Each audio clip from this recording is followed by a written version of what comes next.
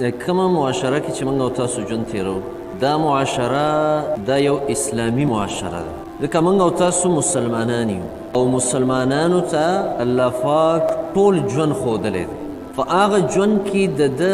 معاشرتي ژوند هم دی او معاشرتي ژوند دې ته وایي چې د کومو خلکو سره ستا ژوند تیریږي ستا سره زندگی تیریږي نو د هغه خلکو سره به څنګه ژوند تیری د دې رهنمایي اسلام کړې ده اسلام موږ او تاسو ته دا ژوند ښودلی دی مثال په طور باندې مور او پلار دی ځکه دا ډېره نږدې رشته ده د مور او پلار سره به بچي څنګه ژوند تیروي او دا مور او پلار به د خپلو بچو سره څنګه ژوند تیروي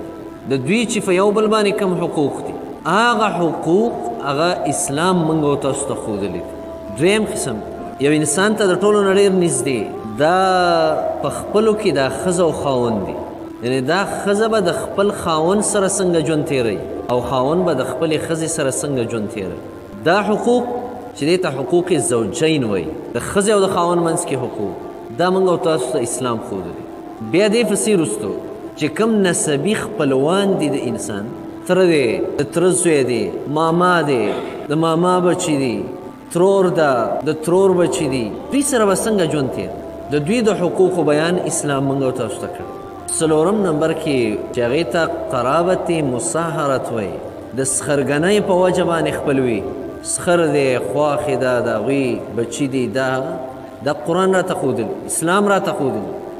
د ګاونډي حقوق څه دي د سفر د خپل ملګري حقوق څه دي دا راته اسلام ښودلي دا حقوق ځکه زموږ او ستاسو دین چې دی دین اسلام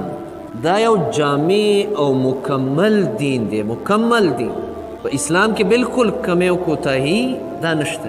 دې کې څه کمی پاتې نه دی الله رب العالمین فرمایلی اليوم اکملت لکم دینکم واتممت علیکم نعمتي ورضیت لکم الاسلام دینا نن ستاسو لپاره ما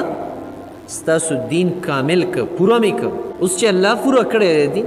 نو دې پوره دین ته د ځان نه نورې ټوټې ورګنډل دا اسلام نه دی یا شرک دی یا بدعات دی یا رسم و رواج دی ځکه دین کامل دی دین کې کمی پاتې نه دی